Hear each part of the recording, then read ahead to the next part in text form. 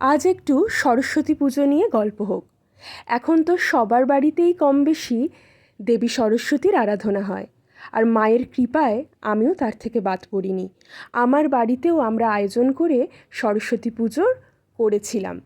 দেখুন, আমি নিজে হাতেই সমস্ত দশকর্মার বাজার করেছিলাম। সাথে এই সুন্দর ছবিটা দেখুন, এটা রাধাকৃষ্ণের ছবি। পুজোর ঠিক আগের দিনকে সকালবেলা এটা আমার দিদি দেওয়ালে টানিয়ে দিয়েছিল। আর এই যে ডেকোরেশনটা আমি নিজে হাতে করেছিলাম।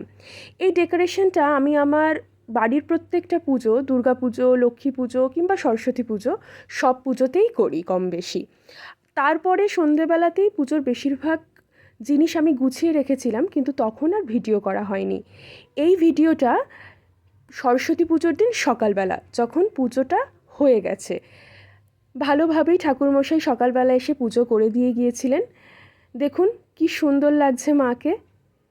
আমি আশা করি আপনাদের প্রত্যেকের বাড়ির পুজোই খুব ভালোভাবে কেটেছে।